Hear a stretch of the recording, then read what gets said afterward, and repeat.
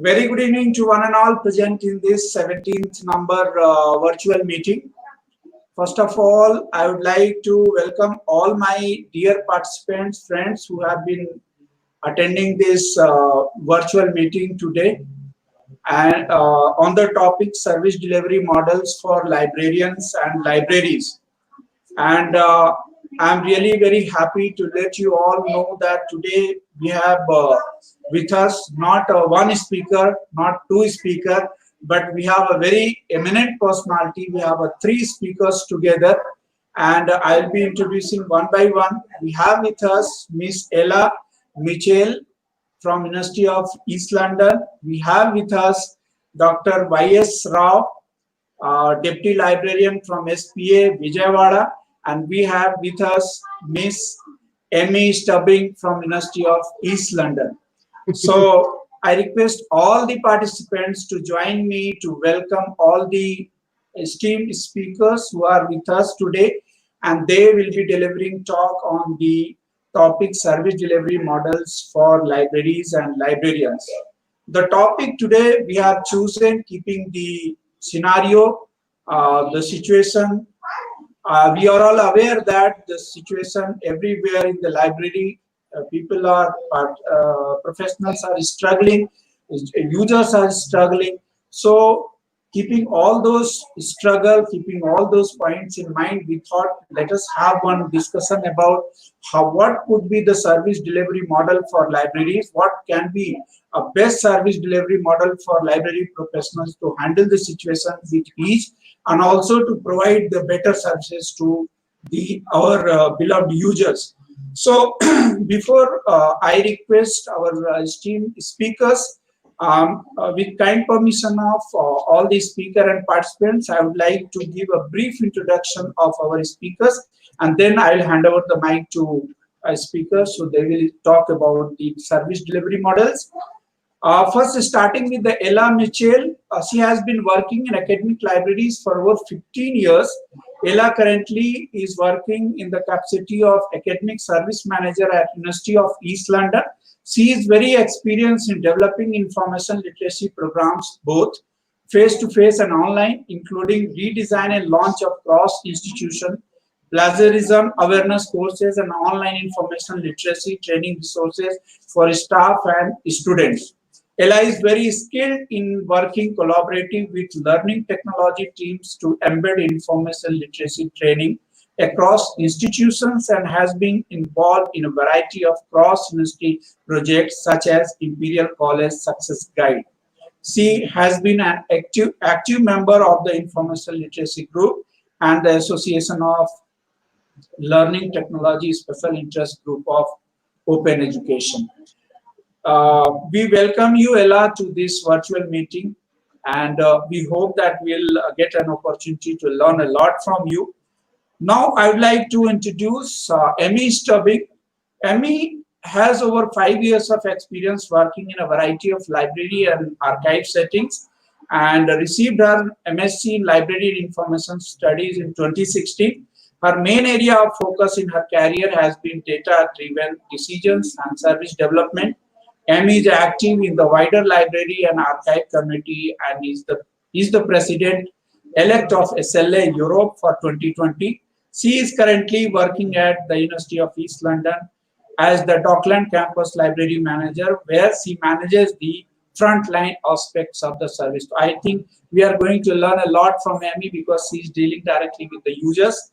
And we have another very great and eminent personality, Dr. Y.S. Rao. He has been working in the capacity of Deputy Librarian at SPA Vijaywada. Dr. Y.S. Rao, Y. Srinivas Rao, doctorate, gold medalist, and merit scholar in the field of library and information science. He has more than 20 years of experience in the profession of librarianship. And at present, he is a Deputy Librarian at School of Planning and Architecture, Vijaywada, Institute of National Importance under Ministry of Human Resource Development, Government of India since 2013.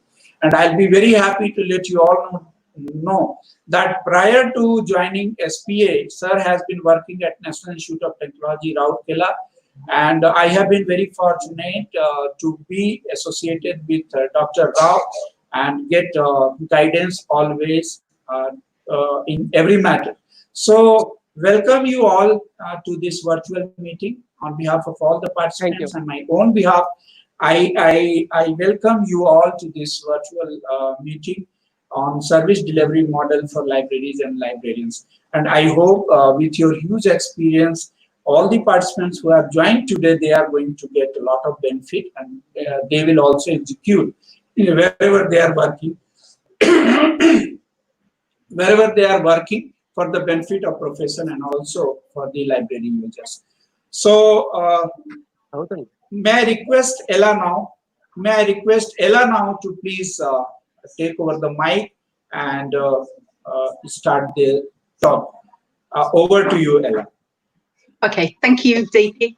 And thank you for the opportunity and the invite to speak as well. Amy and I are very honoured to be part of your process or your programme. So I'm going to ask Amy to share our slides, hopefully. Yeah. You can share the screen. Yeah. Perfect. Right. Can we see that okay? Yeah, it's okay now. You can go. Lovely. So okay.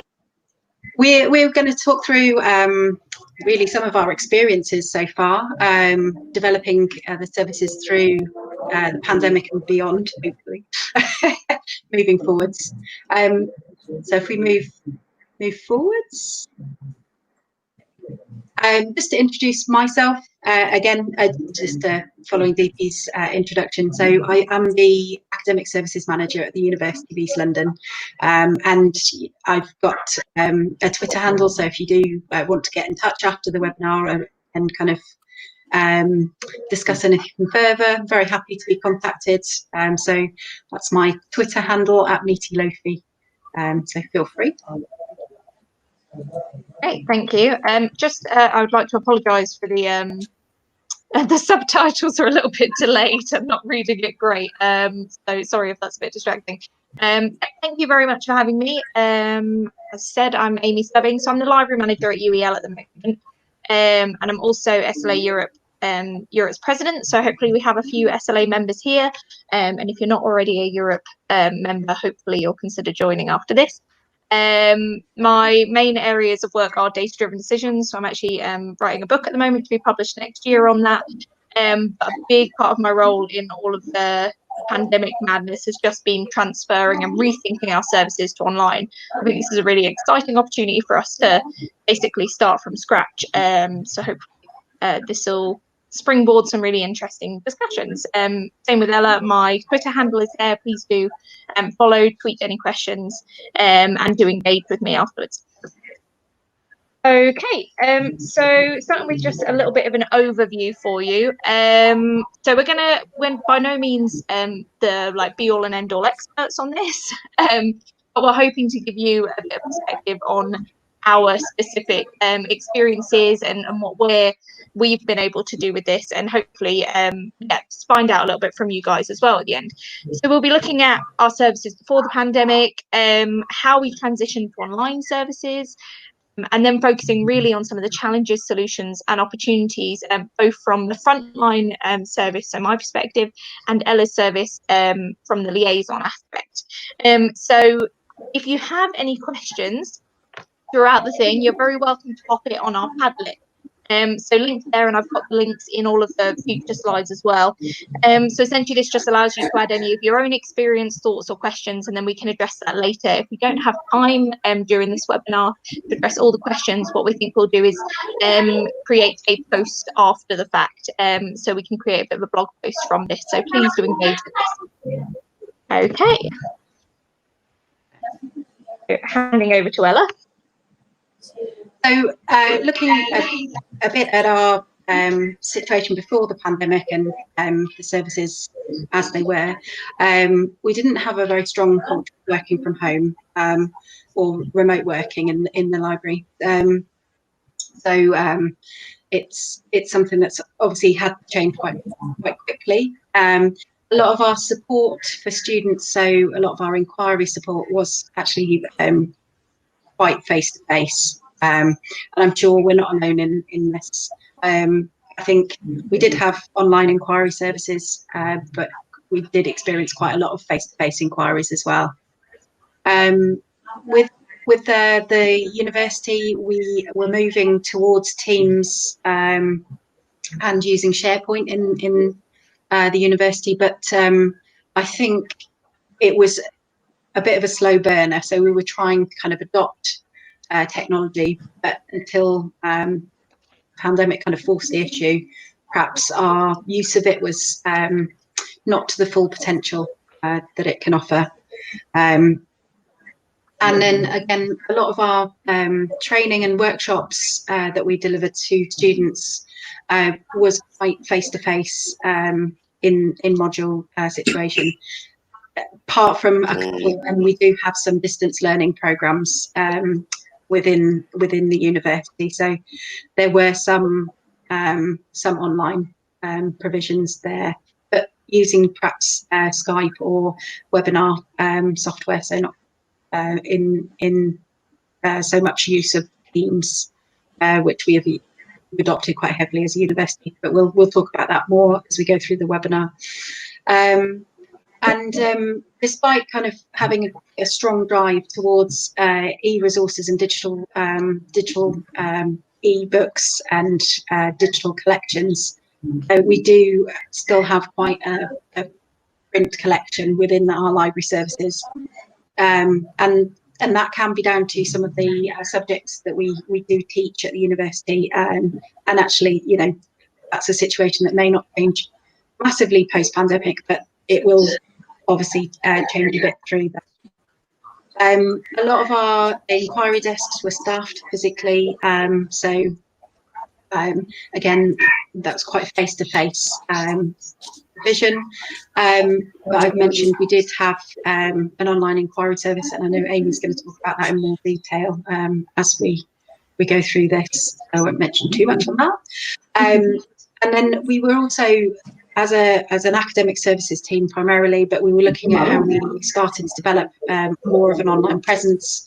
And this was happening before the pandemic, which was actually a good thing, and we've been able to build quite significantly on that throughout this period. But we had development of videos and tutorials and kind of training resources that was going on, and Moodle kind of presence that we were developing. So again, it kind of accelerated since the pandemic. Okay. So, needless to say, we weren't in the worst situation in the world, but it was a big adjustment for us, I think, moving entirely online when the pandemic hit. So just a little bit about how we actually transitioned to online services. So I think the first thing that we did, particularly from a frontline perspective, was actually sit and review the purpose of our services. I think it's fair to say that a lot of inquiry-based services and frontline services are based on a model of librarianship, which is maybe not there anymore, or the needs have completely changed from when we originally set up frontline library services. And so for me, this was quite energizing, actually, to be able to take a step back and actually have that push to go, hang on a second, what are our services for? Like, why are we here? If it's not the space, the physical space that we're supporting there and engaging with students just from that perspective, what are we doing?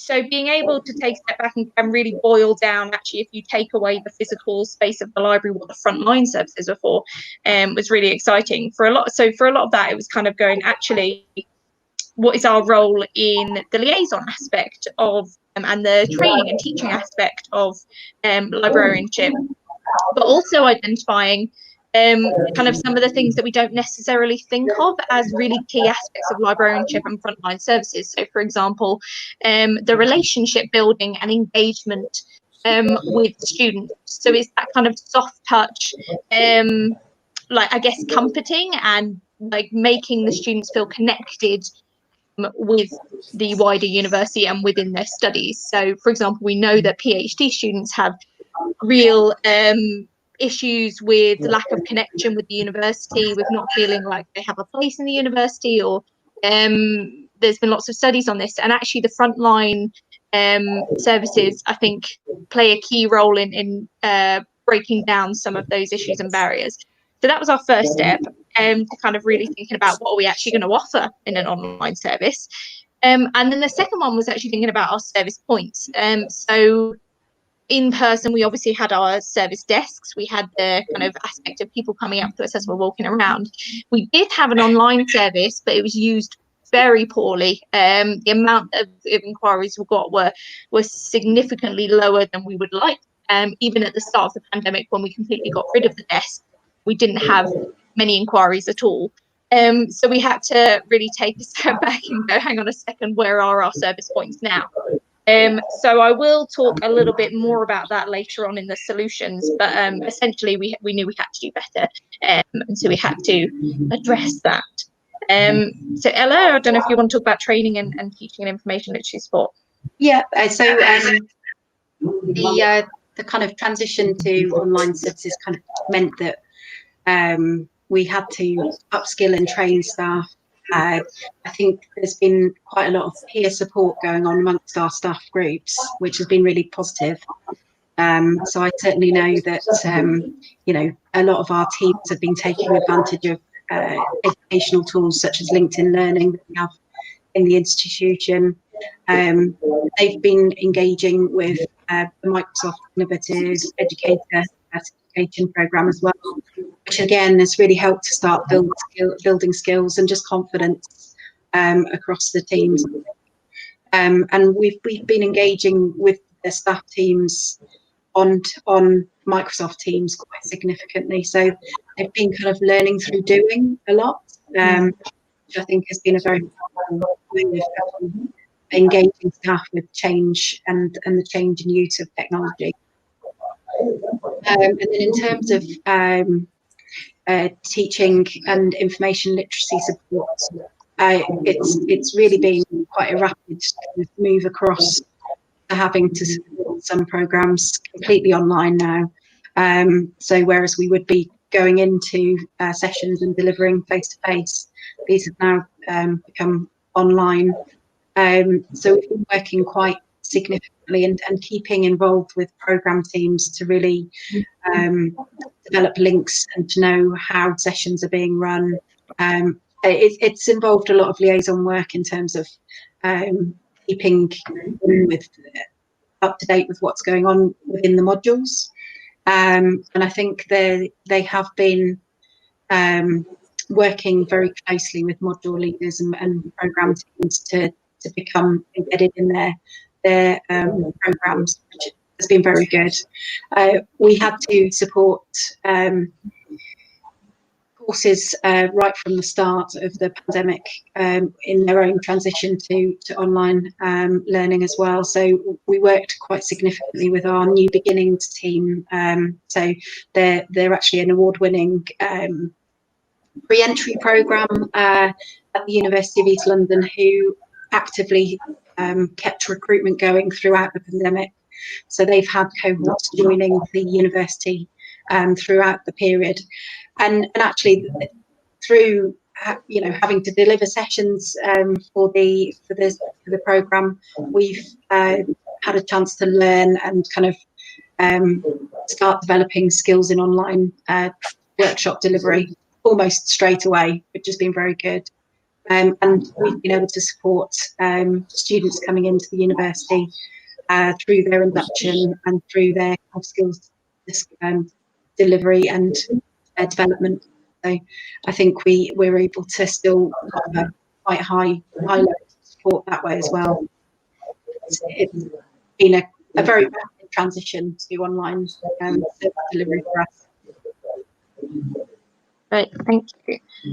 So moving on, now we're kind of giving you a bit of a background to that kind of initial transition online. What were the kind of challenges for us? So when the library closed, we knew probably a week or two before that it was potentially coming. So we did have a bit of a run up. However, we by no means were able to address all of the challenges in one go, and it's been an ongoing learning opportunity. So as you can see across the frontline and the academic services, there's a lot of similarities there, unsurprisingly. So we thought, I'd say I thought actually originally that our biggest challenge would be about the users. It would be how we deal with the service side of users. But actually, I would say the biggest challenge was our staff and supporting them and actually supporting them through a complete change in their service. So one of the major ones was communication. So we've gone from actually a very, as we mentioned earlier on, we didn't really have working from home as a practice. We didn't have flexible working as practice either. So a lot of the communication was fully based on being in person and bumping into people. So for us, a real big challenge was actually how we manage that. So how do we ensure that we're still having regular communication with our staff, that our staff aren't feeling like they're just left on their own, that they can, and it's really easy online to go days without actually talking to someone. You can send a couple of messages maybe, but that's, I think, really isolating for staff and will naturally impact the work that we're able to do and the support we're able to give students, and it just generally isn't a great thing for us to be dealing with. So that was a major concern, was how we actually deal with the communication side of things. How to engage users was another. As I said earlier on, our online engagement was not high. It was not where we wanted it to be, and in those first few weeks we did not see an increase despite the lack of desks. So there was a real concern there of actually we've got all these students that are still studying that suddenly have not got access to a library service, and what can we do about that? We also needed to look at how we actually start up that user engagement from nothing, which is something that actually you almost never do in a library service. And I think that's really important to take a step back and accept and realise, is that you've always got something to build a foundation on, and that's that in-person contact. It's being able to say to someone, oh, hi, have you seen our Twitter page? Have you looked at this? Whereas not having that at all and not having that direct in with users meant that we had to get really creative with what we were offering and make sure that what we were offering was really valuable. So I think one of the real benefits, I guess, which I'll talk a bit more about later on, of all of this is it's made us, the contact that we do have with users has to be really worth it. And so how we started that engagement was so much fed into actually what the product that they were getting was. Staff training, as Ella has already mentioned, was a real challenge for us too. We had real differences in digital capabilities and digital literacies, but also it kind of highlighted some of our things that we didn't realise before, because when you're on site, everyone can, if you're struggling with something, you can ask someone else to help you out and they'll do it for you. It highlighted that actually it's when you're answering a chat, for example, and you don't have someone else there, where some of those gaps in knowledge were. So really that's a benefit as well as a challenge, because I'm able to address that. And finally, just staff engagement generally, in the team, in the work that they're doing, and ensuring that they're okay. So lots of challenges there, but we did have solutions, which we'll talk about later. Ella, do you want to talk about academic services? Yeah, so from the academic services side of the coin, I think in some senses, similar to Amy, kind of had the sort of digital skills and literacy of both staff and students to try and help upskill and develop. And it's something that's always going to keep developing as well, you know, as technology and kind of infrastructure develops, we continue to learn. So it's kind of, for me, that's about looking at how we a growing mindset and a growth mindset in that sense. Keeping the team connected and motivated was quite a challenge in some ways. So one of the things we kind of looked to do was to kind of look for ways to help my team connected, but also to the wider team as well.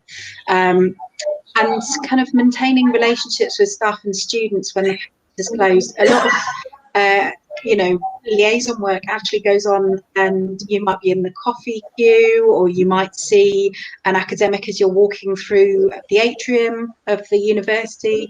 You know, a lot of liaison happens sometimes in informal settings. So it's kind of keeping the team visible to staff and students is sometimes a challenge in terms of when the campus is actually closed physically. And the other thing we've been working very hard to do is actually keep supporting students throughout this transition as well.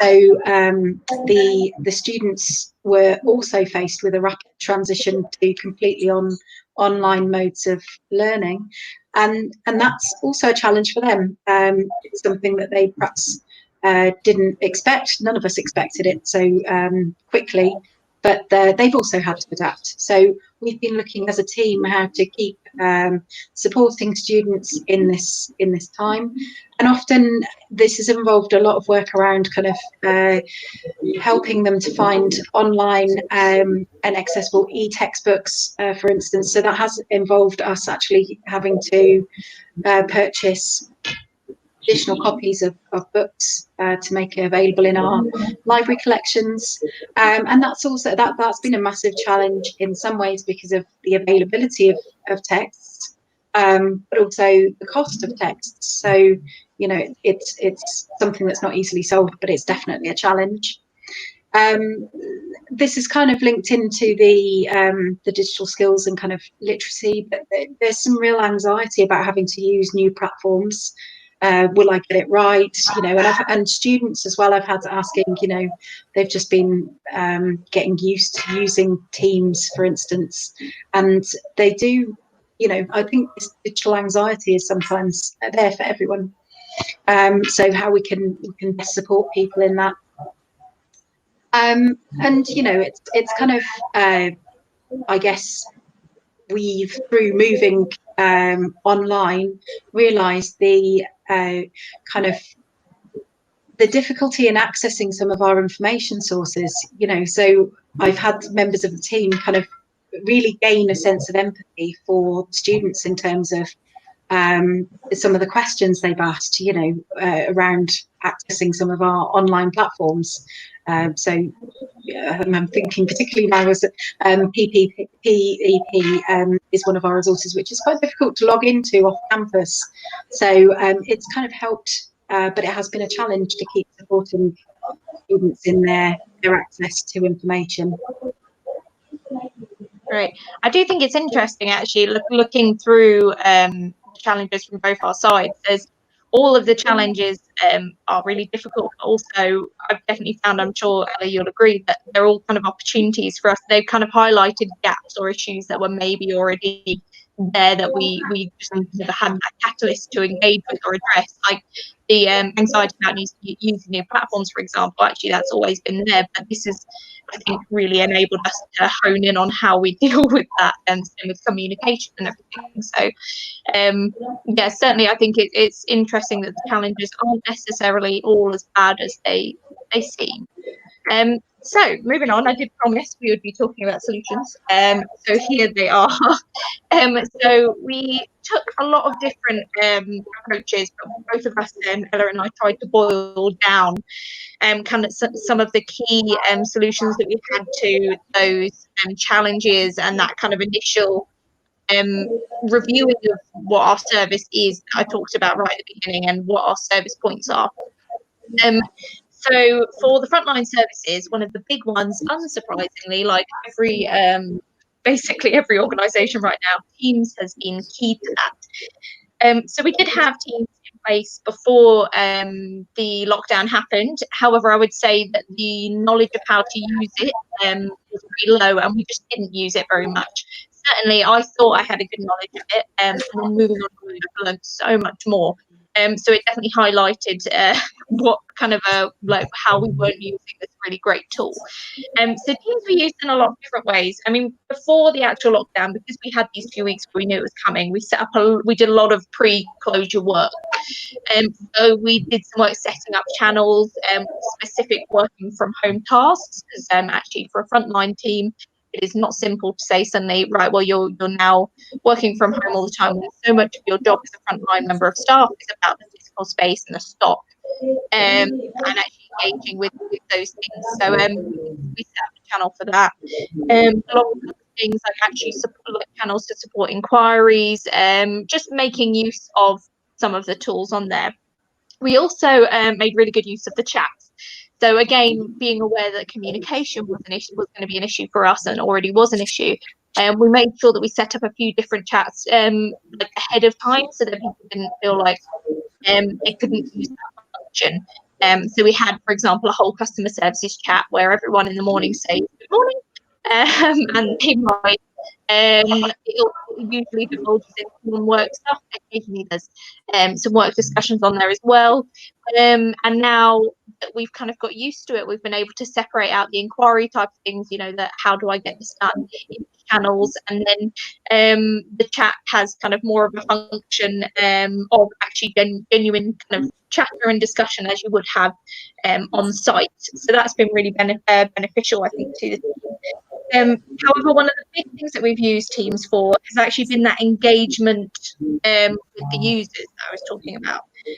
So in our kind of reflective practice of what is our service, now that we have moved fully online as a frontline team, we kind of identified that one of the biggest appeals to our service was actually the non-library specific things.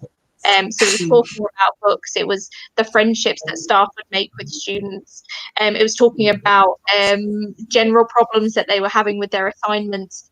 So we created a dedicated team site, which was literally just for students and other staff in the university to engage with the library staff.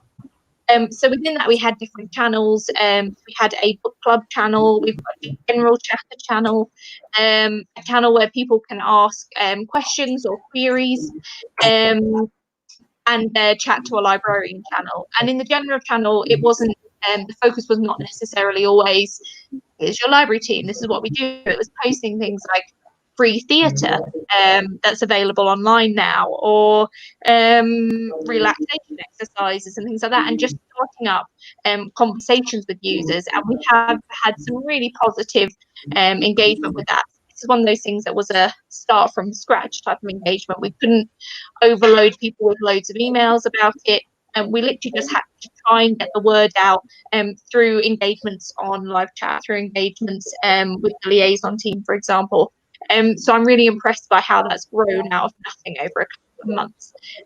So that's one of our kind of real wins, has been Teams. Next one is LibAnswers. So I mentioned our online inquiry service we didn't get many inquiries at all. So we were previously on QP, question point, and it was coming up that we needed to transfer over to LibAnswers, and it was kind of serendipitous, the timing, that we decided, yep, actually, let's make this move now. We used the opportunity, I guess, to look at where the shortcomings were of QP and why people weren't engaging with us. So we realised that actually it was really hard to find a live chat function. It was really difficult to find the link. And the fact that we were getting maybe 1 or 2 live chats a week kind of really proved that. So we did a lot of work into the actual setup of LibAnswers, all in the space of about 3 weeks while working from home, to set up something that actually we could almost relaunch this entire online service and go, right, here is what we're offering as a frontline team now to our students. And we saw a massive increase in usage. I've got some graphs which I'll show after Ella's approaches and solutions, but we saw it went from maybe 1 chat a week to hundreds in a day. It was fantastic to see the difference, and the user response was really positive because of that. So I guess that rebranding was one of our real solutions to that. It wasn't just using a new service, it was going, right, we really didn't get this right last time, how can we make it better? And the team were excellent, considering this was a brand new system, brand new service. They were learning all online. They picked it up and just ran with it, which I think really shows their kind of the dedication that they had, and I guess the faith that they had in the entire library team as well, because that's a really hard thing to do.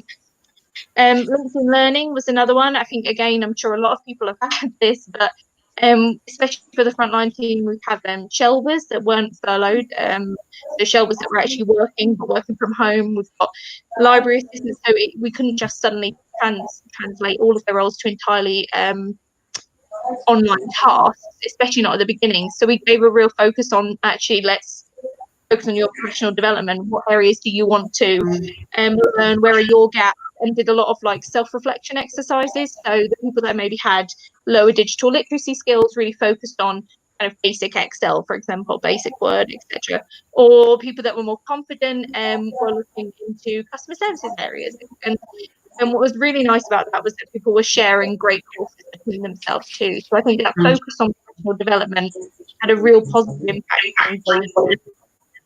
And then finally, engagement opportunities generally. So this is with staff and students. So this was kind of the more soft touch stuff and the particular staff. So we had mornings where the director of the library services came and shared news and everything, but also we could all chat. We had online quiz afternoon where we just said, actually, no, like we're not bringing live chat now. This is just about us all getting together and engaging a bit. We had more team meetings than we had before, so moving them from every 2 weeks to every week, saving half an hour each meeting essentially to chat whenever that came up. So yeah, there was just kind of a real focus. It wasn't just about how do we support the students, it was also, right, we've got an opportunity here to help our staff as well. Okay, I'll hand over to you. So similar to Amy, we had to move online very quickly. So what my team's approach was collaborative and which was good to see.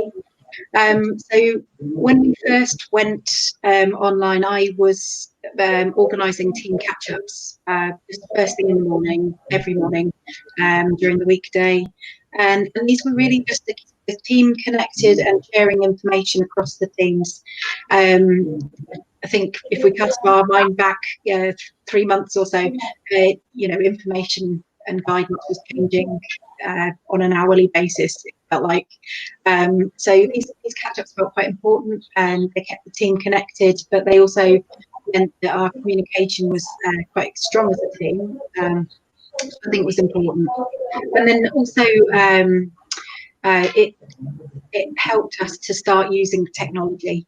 So with the meetings online through the Microsoft Teams, and just started using the Teams meetings tools, so encouraging them to kind of find out how the note-taking in Teams work and start using that actively, which was very useful to reflect back onto information. The team actually then started to see the benefits of using Teams as well. So there was perhaps an initial hesitation about being able to support students through Microsoft Teams, but talking to my team recently, they are totally seeing the benefit of being able to have a one-to-one and talk a student through a problem in live time with cameras. They can share their screens and they can see the versatility of the tool. So I think they're starting really to see the benefits of this and kind of using them to the best of their abilities now, which I'm pleased to see. The other thing that we've been looking at doing and really starting to kind of develop is actually sharing experiences, teaching and teaching online, going on across not just my team in academic services, but it's in the wider team. So it's within the university. They're setting up sort of mini communities of practice, really, which has been really good. And I think starting to kind of have institution-wide discussions and kind of talking over some of our areas for improvement, which has been very powerful, particularly in terms of looking at sort of some of the institutional aims and objectives around attainment gaps. So there's been a real kind of shift towards helping people to share experiences. And being part of sessions as well as enabled people to see and the team to see, what works well in a kind of training session and what maybe doesn't work so well. So that's quite a learning tool, I think. And then within the library sector within the UK, there's been numerous CPD events. So as Amy touched on as well, these have really been of benefit to the whole sector. So I think a sort of a little shout out to some of the ones that I know my team have kind of been on and really gained from are the sort of ones from the Open University, where they've been sharing a lot of their knowledge and their expertise in terms of how their sessions online, and kind of they've obviously had a wealth of experience in this area, being completely online and open throughout their history. And then several CPD kind of events run by the Relationship Management Group have really helped to start sharing experiences across the sector. So we're learning from other areas and other institutions. And Sconnell did a fantastic kind of spreadsheet of open resources that institutions could use to develop staff's CPD, which I know there's been various courses that have been very interesting, very useful to my team particularly. And then, so that shared experience has really helped kind of form our teaching experience and help to improve it. So the team have had quite a wealth of experience in terms of teaching. So between the team, they've worked in the institution quite some time, but perhaps not had a lot of experience of delivering sessions online, which is a change of mode for them. And the other thing that we've been looking to use more is, and probably kind of from Amy's influence really, is really looking at the data and kind of how we can use this more to help improve and inform some of our teaching. So our student services have been running surveys of students' experiences, which has been very useful to see some of the results and some of the areas where we can do better and look to improve. So, you know, we can build solutions around these. And also we do have teaching evaluations. So we gain feedback from each session that we run and just encouraging staff to use these tools as much as they can to start reflecting and looking at what works well in their teaching and their sessions delivery, because it helps to start reflecting and making small changes to your delivery, and they've been very valuable as well, I think. So we just wanted to share actually a couple of, speaking of the data, this is my great love in life, some of our, I guess, key bits of data from the lockdown. So we did a bit of a comparison, looking at, say, for example, you can see the chats that we had, so we knew there was a problem, and we moved to lib answers in May, and you can see come June what happened to the amount of inquiries that we got. So you can, I suppose, using this data, we can find out where the issue is, but also it's for us, it's checking that actually it's working, which it clearly is, which is very gratifying to see. You can also see here the way our inquiry types, which we've been collecting, are looking at the moment. So previously I would have said it was much more evenly spread. So this data we've been collecting for about 4 or 5 months. But you can see that big brown chunk is e-resources, and then library search, which our library catalogue is next to it. So you can kind of see actually there's clearly a need for the support there, and we just didn't quite have it right on how we were engaging with the users online. So it'll be really interesting to see once we open up actually how that online service, like how those numbers continue either to grow or if they will drop off with the in-person. But I think it's clearly key that we keep the online in mind and we keep developing that. You can see down in the left-hand corner, that's a bit of information about that, the Library and Archive Services online team site that I was talking about, the one where students can engage with library staff. And it might not seem like a lot, 142 users, but the majority of those are active.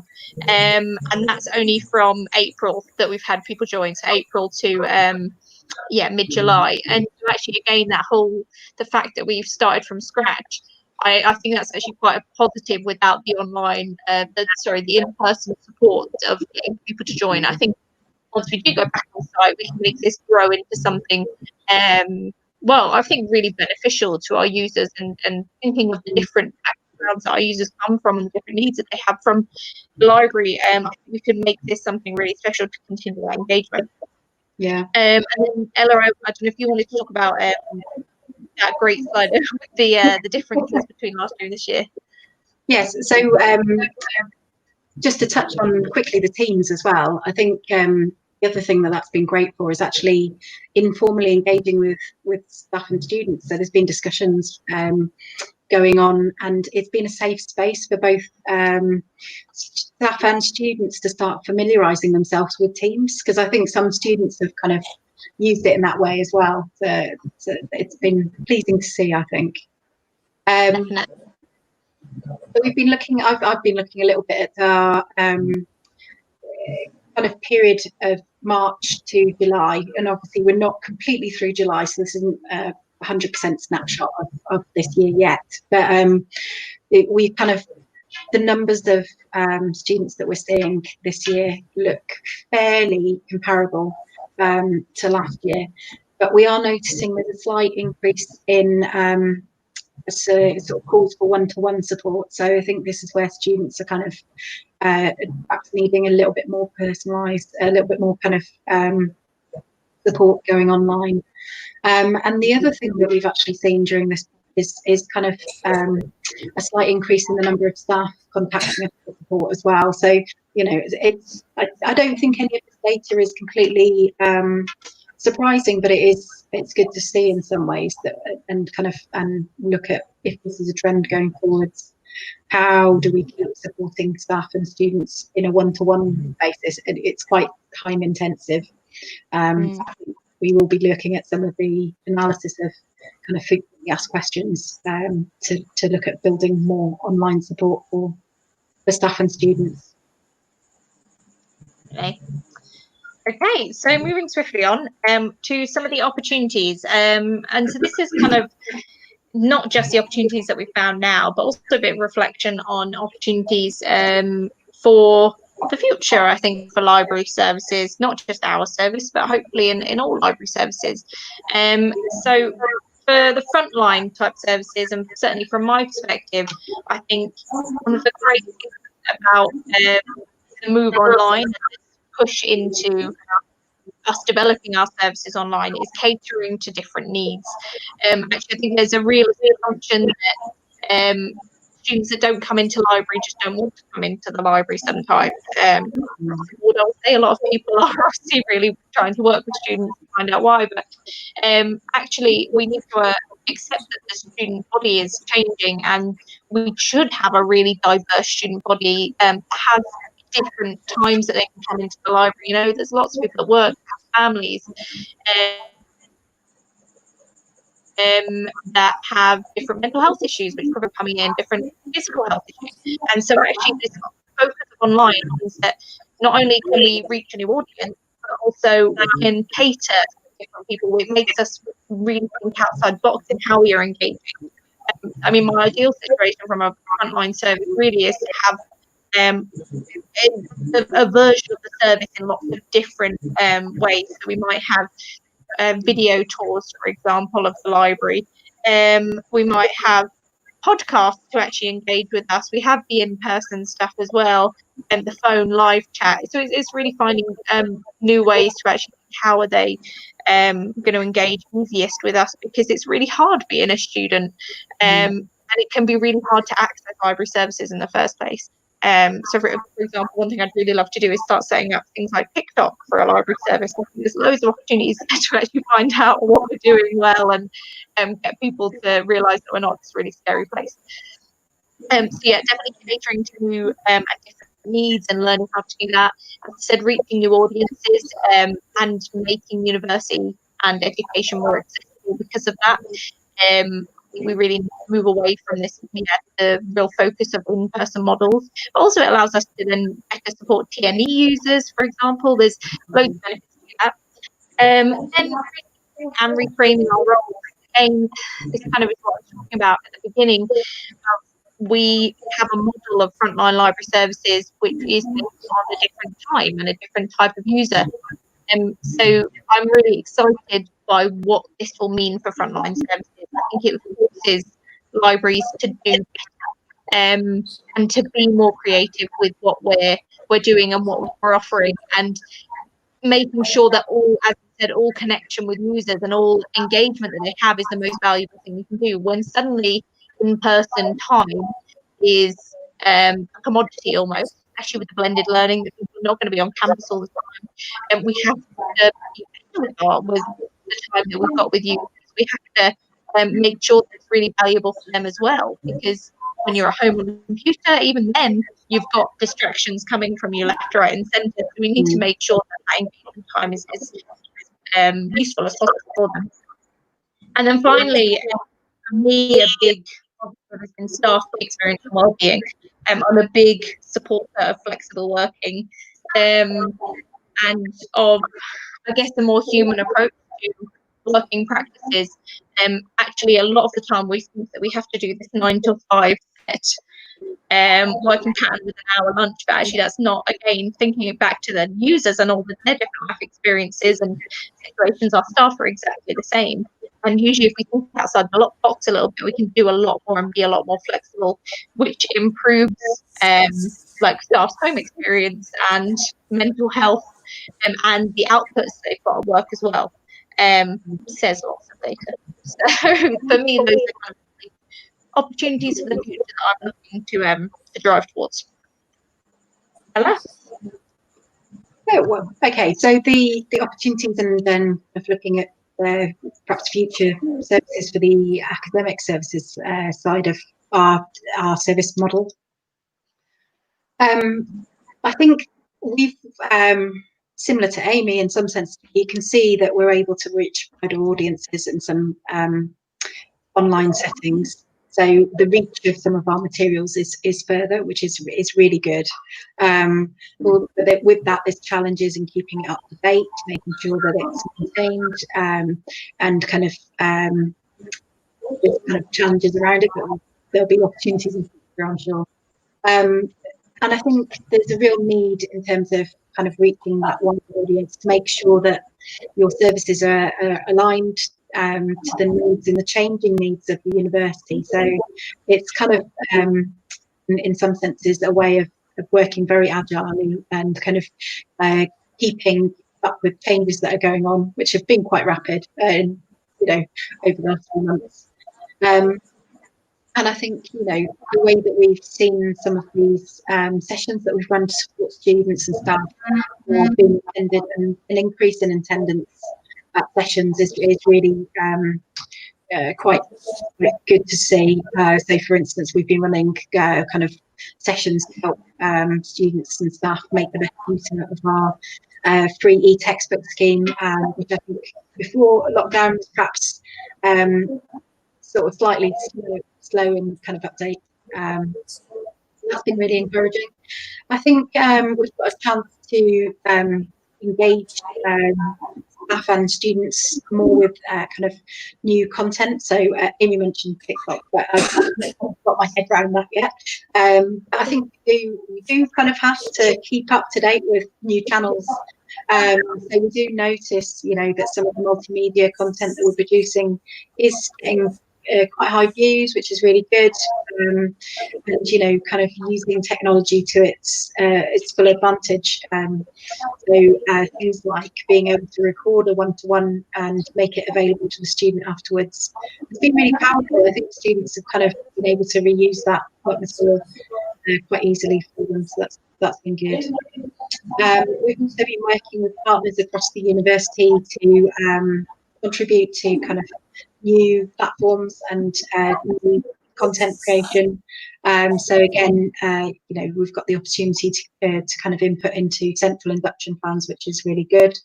And again, hopefully increase the kind of the reach of the materials. We're also keenly developing partnerships and new relationships and kind of developing existing ones with partners. So, for instance, the Centre for Excellence in Learning and Teaching has been really proactive throughout our institution and kind of helping staff and students, well, mainly staff, to upskill in terms of online delivery and dual delivery. So that's been a powerful relationship to keep going. And I think we're really looking to keep upskilling and developing our staff. So Amy mentioned about sort of, digital health and wellbeing as well, and that's an important aspect of kind of developing staff skills. But being able to use and to kind of make full advantage of technology is very important as well. So I'll move us on to just some summary remarks and just finishing up. So it has been a real massive period of change for everyone across the kind of university sector, but also, you know, institutionally. And I think that will continue, you know, going forward into next year. We may see some sort of slight kind of settling down after that. We've really worked well with the changes, and I think they've engaged a lot with the change across the sector, and have been very supportive of each other, students and staff. And that's something that I think we'll be keen to keep going. And really, Amy said it earlier, I think, you know, we're looking at how we can take advantage of opportunities, perhaps not see them too much as threats, but look at them with fresh eyes and, you know, a chance to rethink services sometimes. And keeping services and kind of library services kind of visible and fitting the needs of the institutions is really important during this time. So I think we're doing a lot there, and we need to keep going. And analysis of the data and kind of survey results, and we've just had the NSS results released in the UK. So these are going to help to start forming what next year will look like. So lots to do, lots to keep going with. So. Definitely. So I think we're taking questions at the end of the whole thing. But don't forget that Padlet is there if you want to add anything to it, if you've had any thoughts or you've got great things to share as well. Because as I said, we'd love to make maybe a blog post out of it and share kind of key expertise and experience from all of you guys and us. So thank you all for listening. Thank you very much, Ella and Amy. I think you have given very elaborative information, and you have touched upon everything, and also you have shown the future perspective and the opportunities, how libraries and professionals they can think about and provide the better services. We will be taking question at the end of the session, as you mentioned, Ammy. Thank you very much for your excellent talk. Now it's time to listen to Dr. Y.S. Rao sir. He has also huge experience, I must say, in dealing with the digital resources and also dealing with the current situation. So may I request Dr. Rao sir to please address the audience, and also please start the talk. Over to you, sir. Thank you, Tripathi sir. Sir, sorry to interrupt. I will request all the participants to please keep your questions ready, so that once the talk is over of Rao sir, we can have interactive session, and we can ask the question to the speakers, and we can also share the experiences. Please, sir, please continue. Sorry to interrupt. Thank you, DP Tripathi sir, and distinguished speakers, and my dear students and participants.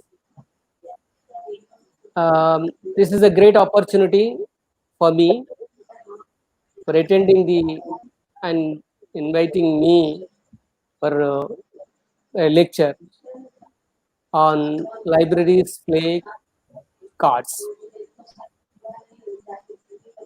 And my agenda is, I'm just going to talk about libraries never die, diverse libraries, library as an institution, libraries are evolving, future technologies and services, libraries pay cards, conclusion and references.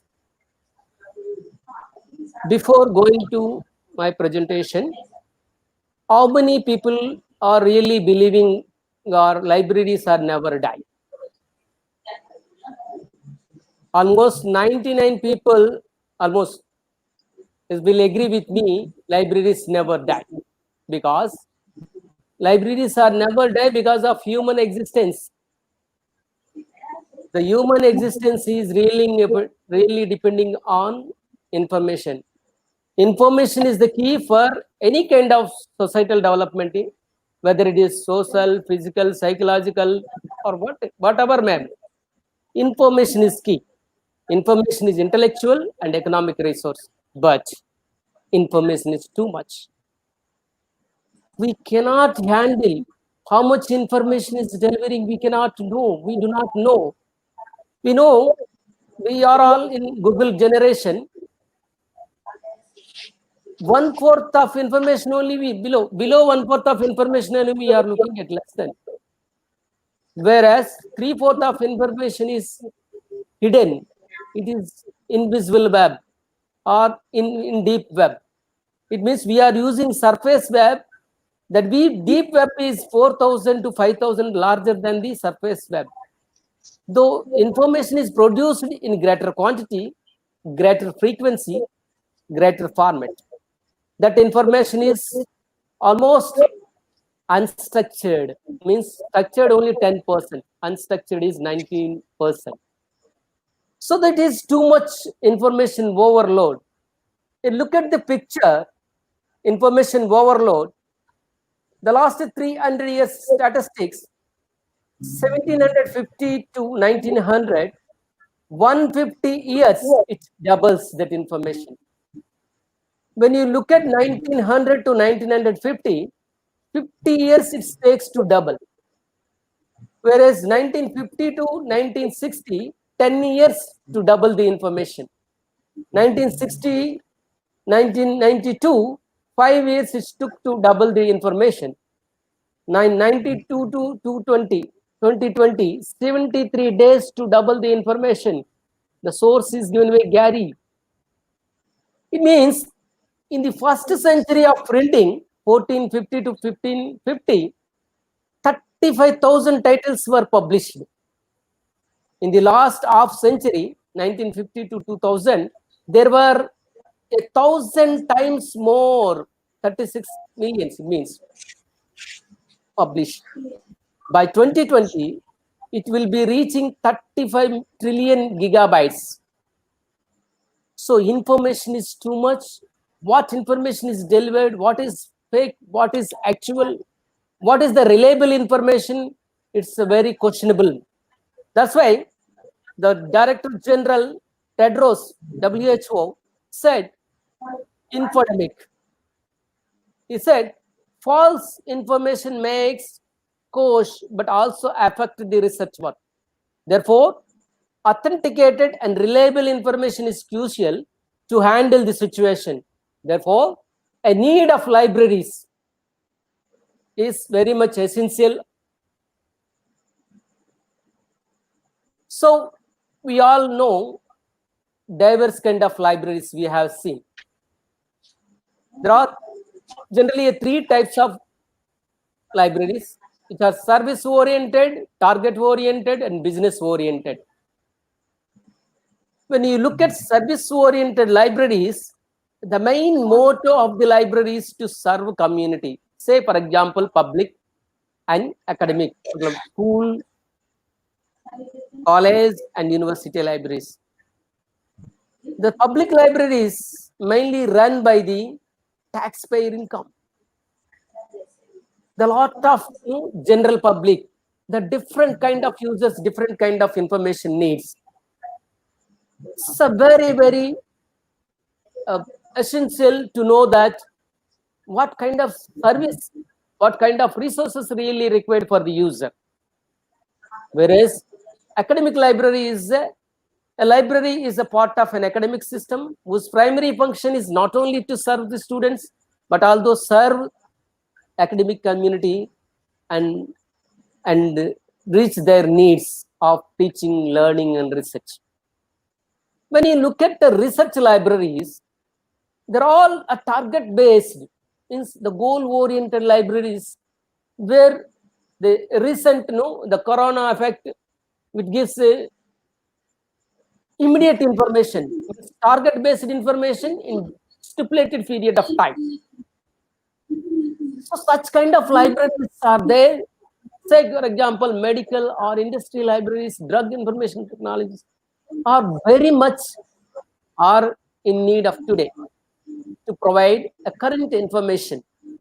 The third one is business-oriented libraries. We have been seeing the business-oriented libraries mainly. The main focus is return of investment. There are like Amazon, Flipkart, or libraries in malls. Whatever it is, whatever library it is, the central mission of all these libraries is to serve as in important institutions within their communities by providing communal, educational, research, innovation, and business information services. The concept of libraries has been changed. There have been libraries of an institutions. They have been changing from place to spaces. We all know that library is a place for reading, library is a place for teaching and learning, and library is a place for sometimes sleeping. Library is a place for managing the resources, providing information services. But there are a lot of challenges in the library. The first one is escalating of library resources, escalating of prices of the library journals, budget cuts, increasing number of users, increasing number of user needs. Therefore, we need such kind of an evolution to have such kind of collaborative model so that users can easily share their resources and get the resources from the library and share their costs. So the library is even more upgraded. They have been elevated to incubation centers. It means they're giving a place for research, innovation, and processes. They are like, they are in the gaming spot, they are in the maker space, they are in different spaces, giving an experimental space for students to know each other, sharing their knowledge, sharing their ideas, etc. Even the libraries, even more evaluated to as spaces. They have been a beautifully architectural, artistic value. There have been spaces for learning, collaborative learning, Marcus learning spaces. There are different learning spaces for to learn the resources, to teach the resources, to share the knowledges, everything. So as a tool, the library system as an institution is redesigned to support the academic system in production of new knowledge, products, processes, and services. So the libraries are evolving, we all know. We know that closer to open selving system. At the Ranganathan first principle is libraries for use. Earlier we know the libraries were closed in access. That has been open to open selving. That is being given by our Ranganathan first principle is saying books for use. Without use, we cannot say anything. We cannot get knowledge. So that has to be open. Then it has been upgraded to paperless. The libraries are slowly diminishing. Means getting less paper books. Similarly, the man assisting to self-service system, the library is upgraded from man assisting to self-service system. Users are directly go to the self-service and get issued and get written books. And even the book drops where they can place their books or even their campuses itself. Now they have been elevated to local to remote access. They have been anybody can access anywhere across the world and able to access from remotely. Now, then the latest technology even robotic technology, means the artificial intelligence or virtual reality or machine learning makes the entire technology has been changed from machine assisted to machine generated writing. In order to make the libraries sophisticated and service oriented, we need a technology. Technology plays a prominent role in our library system. Future technologies and services. Nowadays we can talk about the robotics. They are even they're welcoming from the welcoming to self rectification, self management. They're doing it. The cloud management system, the all new generation library management systems are in the cloud now. They're making the drones to provide information or supplying or delivering books to drones, and providing RFID technology, means radio frequency identification technology, giving an opportunity to all libraries to make user close and make self-service systems. And libraries are more repository oriented to showcase their intellectual research output. Similarly, libraries are designing their web pages for their greater visibility and transparency. The libraries are given the technology, 3D printing technologies to make the three-dimensional figures using the CAD. Online resources, you all know, that is the ebooks, e-journals, or any kind of databases. You can able to access the resources from their terminals. Digitization is a great now. Many people, even Google digitization project, even digitizing all your intellectual assets of traditional knowledge into a valuable product and open it to public. Even the digital Google digitization project opening their book through Hathitras. Similarly, online learning. Nowadays, the platform, the COVID makes every citizen more comfortable to learn through online. Similarly, e-publishing, every library should have their own blogs or wikis to reach the students. Similarly, content management system, where an application-based software system to learn or accumulate or collect information for in a particular field of study. Therefore, technology is evolving in every corner of every sector in the every sector. Therefore, you look at the example, lithium ion battery. Springer Nature is recently given a task to Christopher in Bethlehem University, I think.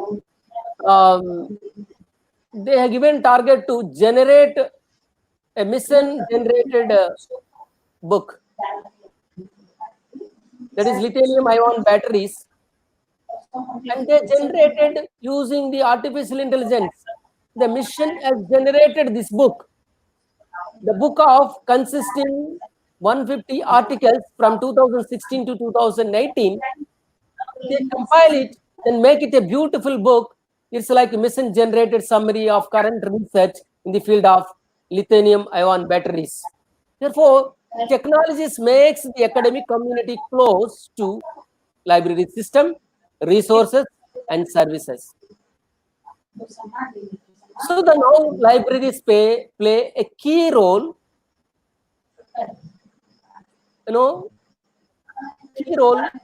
making the entire society socially responsible, accountable, and sustainable forever. Means card. Each word means C is symbolic to different cards. It is a C one card, A one card, R a card, D a card, S a card. So library plays different cards to make the entire libraries more beautiful, more reachable, more attractive, more scientific, and more reputed. So therefore, libraries are playing key role setting up C6, create communities connecting to collections of copyright material in cost-effective and collaborative way. C6 indicates communities, connectivity, collections, copyright, cost, and collaboration. Communities, library as a leader builds the communities and provide resource infrastructure facilities and services to meet the academic and research goals to the institute.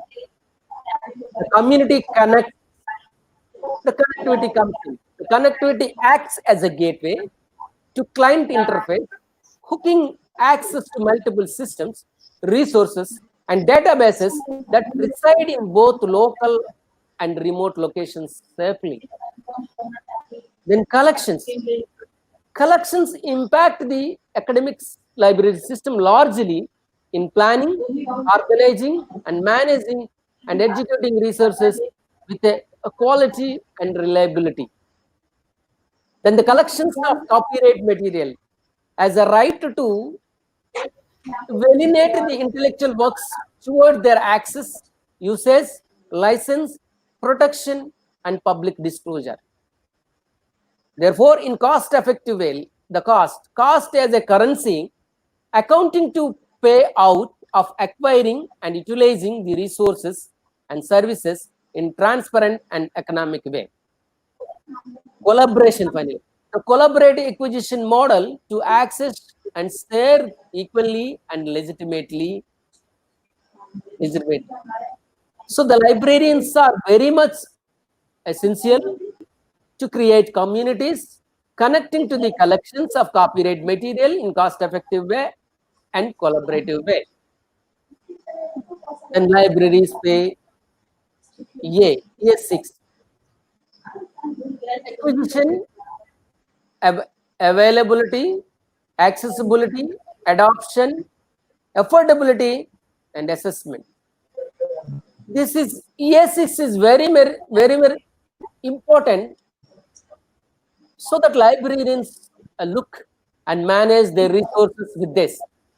Acquisition of intellectual resources, both print and digital, with the quality, reliability, flexibility, validity, and originality, and make them available to creating a high-end infrastructure facilitations to make them available and accessible, to give them accessibility for 24/7, equitable access for both local and remote access. Even physically challenged people, you have to give equitable access. Adoption. Technologies you have to adapt of the next generation LMS, RFID technology, or discovery tools, or adaptive and mobile learning technologies to make the entire content more visible or more accessible. Affordability.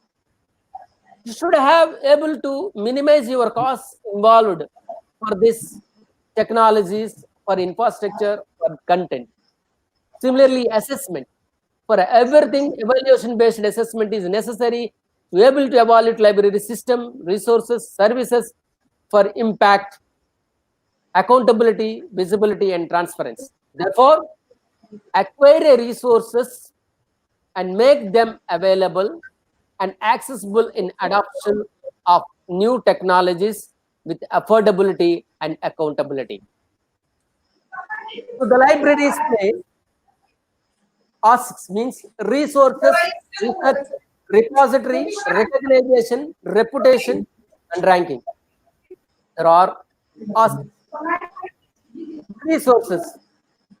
The quality, reliability of resources, both print and electronic, supporting to research, supporting to teaching, learning, research, innovation, and training. The research, finding a new, not only helps in generating new knowledge, but also supports in generating revenue through products and services and gets greater visibility. Repository is nothing but a depository of resources stored in a server and make it publicly accessible for greater accessibility and longevity and usability. So the recognition, once you have a research, resources, repository, then recognition comes in. The recognition means acknowledgement of your intellectual work that gets cited and validated by the peers, and reputation comes in later. A kind of social recognition for your hard work or honest integrity for your intellectual works. Then comes ranking. Any kind of promotion or evolution based certain parameters, use the parameters and get the institutions get ranking. So therefore, resources make research more visible through open access repositories. That works get recognition and reputation and help for ranking of the institutions. Libraries pay these six: design, develop, delivery, discovery, delivery, decision, and discourse. There are 6 Ds involved in every kind of technologies. We need a design, innovative architectural spaces, learning spaces, collaborative spaces, maker spaces, creation of artistic infrastructure drawings for greater use and sustainability. Development, creation of your content development and delivery models, quality and accuracy. Discovery, implement an effective search and retrieval system to filter the content. Delivery, timely active based learning and skill based training services. Decision, able to make intellectual and feasible solutions and answers for the projects or questions. Discourse, provide a digital literacy or awareness programs.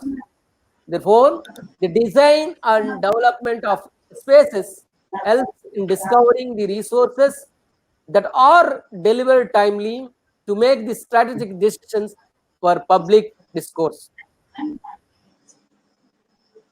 The libraries play yes6: sophisticated, scientific, social, sustainable, service-oriented, and self-reliant. Every library or every librarian must vision for it. Sophisticated. Librarians should create a state-of-art and infrastructure facilities for collaborative learning spaces for education, research, and innovation. Scientific. Build a pool of scientific and specialized information resource acquisition, utilization, preservation, and dissemination. And libraries should talk about the social, means cultural transformation and equitability, including socially challenged people. Sustainability. Library should go sustainable, social, natural friendly, and utility free environment for longevity, quality, affordability, and accessibility.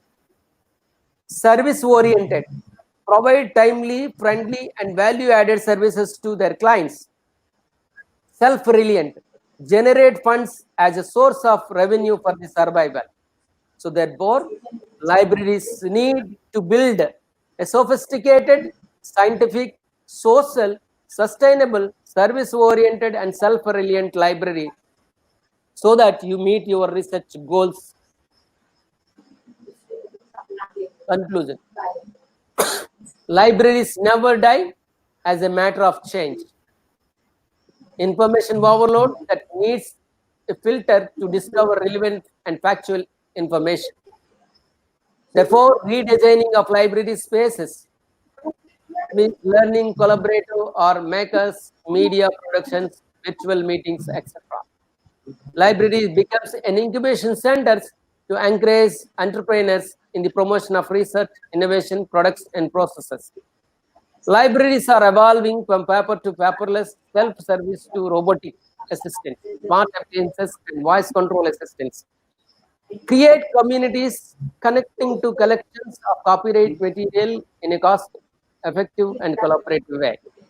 Acquire resources and make them available, accessible in adoption of new technologies with affordable and accountability. Resources make research more visible through open access repositories that works get recognition, get reputation, and help for ranking. Design and development of spaces help discovery resources that are delivered timely to make strategic decisions for public disclosure. Build sophisticated, scientific, social, sustainable, service-oriented, and self-reliant library. Therefore, the world's most secret library, the Future Library Project, the Norwegian government has done, is a public artwork that aims to collect an original work by popular writers every year from 2014 to 2114, means 100 years. The works will remain unread and unpublished till 2114. 1,000 trees were specially planted for project in the Nordmarka forest and its inception. The 100 manuscripts will be printed in the limited edition anthologies using paper made from the trees. The source is guarded. The world's most secret library is this. So librarians are still finding ways to make information useful, but now technology gives them more options. References? Any questions? Thank you. Thank you very much, Dr. Rao sir. I think you have given a very useful information throughout your session, and some of the points I noted down, and you started with the situation of information explosion, and you also mentioned that what information to be provided, libraries have to think, and they all have to work for just like a mission to help the community, to connect the people, to connect the collection, and also we have to look forward how we can be more sustainable in our profession for the benefit of profession. And one tagline, or you mentioned, libraries are never going to die. That is true, because if we remember the laws of library science given by our very means father of library science in India, Dr. Ranganathan, in his 5 laws, one of the law is library is a growing organism. So it is true, sir, libraries are not going to die, but we have also to ensure that how we are going to provide the services. So thank you very much, sir. Your talk has been very touching and very informative throughout your session. And I'm also very much thankful to Ammy and Ella for their informative session. They started the session and discussed all the points that what the libraries need to think about and how they can plan for the better activities in order to promote the services. And so many things they have talked. I think all the participants, those who have listening to these eminent speakers, they must have benefited themselves. Now it's time to invite the questions so that our speakers can answer. With the kind permission of speakers, may I ask the question? Some of the questions I can see they have already mentioned in the chat box. Please, sir. Okay. Thank you very much, sir. The first question I noted that was from Dr. Nitin Joshi. His question was that what extension services will you suggest for the library professional and also for the individuals? The question is to Ella and Ammy. What are the extension services will you suggest for the benefit of library community? Extension services in this pandemic situation. I think really you're looking at how we can move the library online. So I think a lot of what we've done at the university is to look at how we can best support users and students online. And I think we've been looking at how to do that sort of in a variety of different platforms, and I think that will continue going forwards. Certainly from an academic services point of view, I think we will be looking at how we develop collections going forwards, which are more digital first, where we can. So I think some of the challenges that we have are kind of not always within our control to kind of change. And I think some of the kind of issues within academic publishing are kind of wider, you know, and will require more sector-wide negotiations and kind of and changes. But that's certainly something I see kind of having to be prioritised more as we go forwards and kind of move past this period.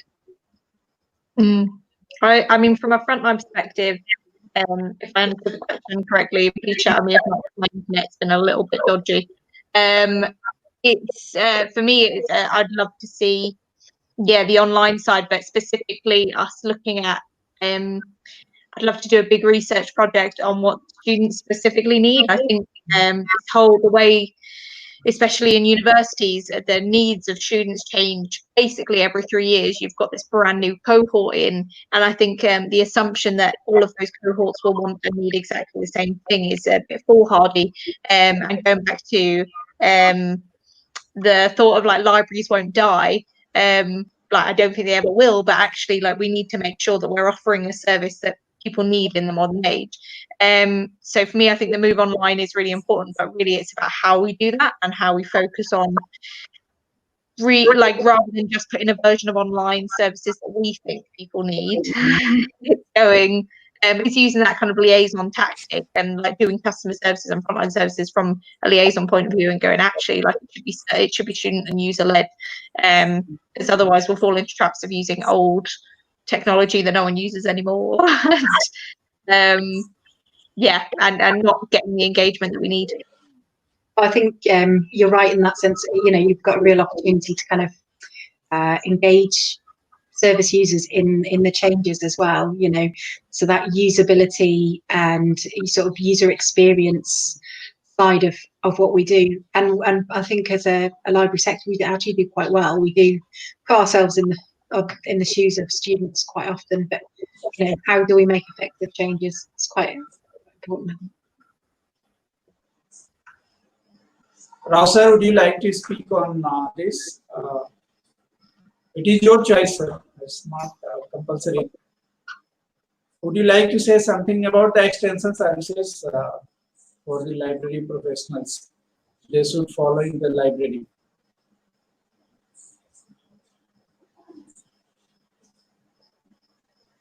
Oh, okay. You're muted, my lovely. I think you have muted yourself, sir. Yes. In recent pandemic, you know, many users are contacting through virtual mode. Even the students are directly asking me and through resources apart from the telephonic conversation. That's it we are getting nowadays.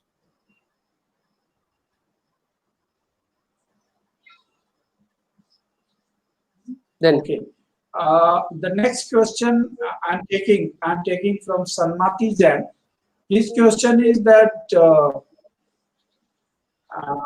what kind of strategies libraries need to develop for providing better access to e-books, textbooks, which are more and cheaply accessible? Please suggest some access model for e-books. This is question for me. Question for me. Yeah. This is question from. Yeah. Yes, sir. Yes, yeah, sir. Yeah. This question is for you. Mr. Jain, it's a good question you ask, because nowadays we are all in the e-book generation, no? So there are a lot of ebooks available in open platform. Many books available. You take an Calibri software, you download all ebooks and use it a Calibri software and make it in your local server, means your system, you make it as a server and publish it. It will be beautifully accessible. So there is no point of having many resources, but you can have your own digital collection or get it through open sources. That's it, sir. But even if you go for there are models. There are economic models for this ebooks purchase. If you go for consortia based, you will be getting cheaper cost. If you are going for pick and choose model, you will get only limited resources. You will get exhaust price. You will get even a bulk. You will get a large collection, but you will have a use money. So there are various models how you pick it up. So based on your library, based on your management, what they really require. So it is not up to you. There are different economic models for purchasing the ebooks. Otherwise, apart from that, I may isolate. You can get it. You make a server and download the many open source ebooks are available in your particular field and make it available to Calibri software. That's it. There are options for you. I was going to say from one question I would like to ask. Yeah, please, you are saying something. I was just going to say from a UK perspective, we are struggling with this this area, and I think, as I mentioned, it's something that's difficult to kind of completely overcome. But I think as libraries, we have roles in kind of negotiating with publishers and keeping engaged with our institutions that do that on a kind of a more sector-wide kind of basis. And I know in the UK we have organisations like GISC that negotiate a lot with publishers. So it's keeping up with those agendas and inputting into those. And really going back to something Dr. Rao said about kind of the open source and the open access kind of publishing agenda, and then really kind of trying to work with academics as much as we can to kind of sell the benefits of open access to them. You know, we are seeing slow movements in textbook publishing and kind of movements towards open access. I think over the next, over the next decade, hopefully we see more movement in that area, because I think really that's where we need, and keeping within the right kind of laws. We have ways of digitizing chapters and kind of creating kind of repositories of those in the UK. So again, I think these things will keep developing, and the need for them will keep pushing it. So yeah, it's not an easy one. Yeah, there are a lot of copyright issues involved in this event. Yes. Next question. My one question I would like to ask Ella. One question I would like to ask Ella and Ammy both. You all working in the different countries, so just wanted to know about your experience. While dealing with the library patrons in your libraries, what was the most challenging part when dealing with the front-end users in your libraries? During this pandemic situation, this COVID, we can feel that these days users are very hesitant to come to library. So how did you deal the front-end services, and what was the most challenging part while dealing with the library patrons? Did you get my question? But yes, so the most challenging aspect. I don't know if Amy, do you want to first? Yeah, From- sorry, from it frontline. was breaking up. I think I've got it. So for me, Ella, your voice is cracking. yeah, I think the most challenging aspect of moving the front line or like dealing with users from a frontline perspective was the expectation and the fact that going back to that ebook side of things, actually we don't have an unlimited budget.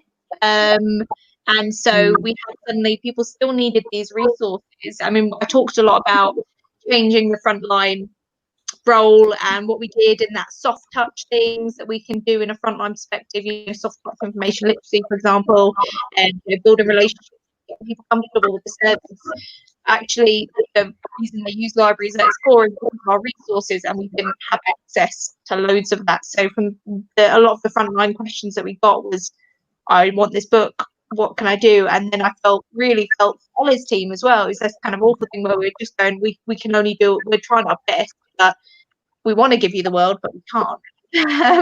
So yeah, it was trying to like customer services while not giving the answer in a more extreme way. I mean, we're used to that, but when it's almost every inquiry, it gets, I guess it can feel like a lot. And I felt for the team in that respect. I don't know, Ella, if you want to elaborate. Yeah, I think it was one of the more challenging aspects of kind of moving online. We do have quite good print collections, and actually, the students just wanting to use our print resources still, was actually quite a challenge to manage, because it wasn't something that we were choosing to do to close the physical campus. It was more from a government directive that we needed to, and kind of, I think some student expectations were that we should keep the campuses open, which is difficult to manage. And I think now when we're looking forward and we're actually planning to start reopening our Docklands campus next week, I think, we're actually looking at how we can kind of make the experience safe for students, and these are massive challenges for any library service. I think, how we keep staff and students kind of meeting their needs, but also making sure that health and safety is kind of is high, and making sure that they're coming into a safe environment as much as we can. Yeah. Challenges, I think, for us.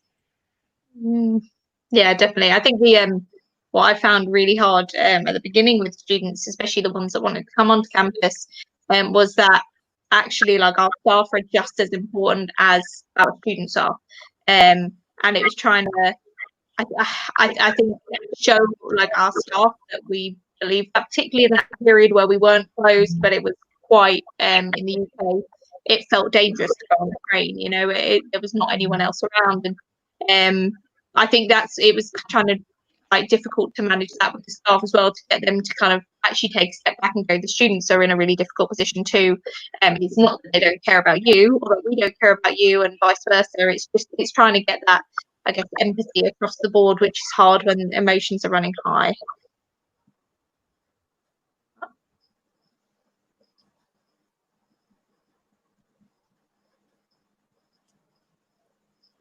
Okay, thank you, Ella. I think the voice is not reaching us. Okay, sir, Rao sir, the question is for you. Yeah. This question is for you from Dr. Kaladhar Arnepalli. 1 minute, sir. I'll display the question on the screen. His question is that what are the tools to serve the user remotely during the pandemic situation? So the encrypted now recently. Oh. Kaladhar, good question. EZ proxy, Kaladhar, EZ proxy, one tool is there to serve remote access. Otherwise, Infinity is there. Infinity is providing Infinity services for remote access. during the pandemic situation. Are you listening? I can hear you now. So I was disconnected due to the. Yeah, the audio is really low. I don't know if you were talking to me, I couldn't hear it. Hello. Hello. Can you see the question, sir? Yeah, it's a Yeah. there are tools for remote access. One is EZ proxy. One tool is there to get remote access. You can able to access the resources from your locations. Another one, the InfluMed recently is giving to all, and InFeed is giving to all institutions to make it available freely to access the resources from the remote access. Otherwise, there are tools, discovery tools, such as EBSCO discovery tool, which is there, which provides a one-stop shop for all students across the country. EBSCO discovery one tool. Otherwise, informatics is FedGate is giving the discovery tool, giving one-stop shop to access the entire collections. Both your subscribed or public access open sources resources. Third one is Nimbus. There are tools you can use it to access your resources remotely. Thank you very much, sir. Thank you very much. Thank you, Ella. Thank you, Ammy and Rao, sir, for answering all the questions. I can't see any more question in the chat box now. So once again, I express my sincere thanks to all of you for joining the session, accepting the invitation, and delivering a wonderful talk on the very relevant topic today, that is service delivery model. We have to think about what services we need to provide to our end users and also for the benefit of our library. So it has been really very excellent talk by you all, and I express on behalf of all the participants and my own behalf, I express my sincere thanks to all of you to deliver talk today and to be interacting with the participants. So with your kind permission, shall we conclude the session, sir? Thank you. Thank Sir. you. Ella, So before that, thank you all. Thank you for joining. Before that, I'd like to say a few words. Yes, sir. First of all, yes, sir. Please, sir. I must Please go ahead. thank you, DP Tripathi, and distinguished speakers, Ammy Stubbing and Hellas Mitchell, for come to the virtual meeting and having virtual discussions. It's a great pleasure to me, and thank you all. Thank you so much for having us. If anyone ever wants to connect with myself, and I'm thank you. sure I already agree. Like, please, yeah. Gosh, I may have broken up. Just get in contact. LinkedIn, whatever you like. We'd love to hear from you. So thank you so much for having us. Similarly, same to you. And Okay, thank you all for joining. Okay. Thank you very much. Thanks. Bye. Thank you all. Thank you all. Namaskar. Okay, wish you all a very happy evening. Thank you. Okay. Thank you, Tripathi sir. Okay, sir. Okay, good night. Good night.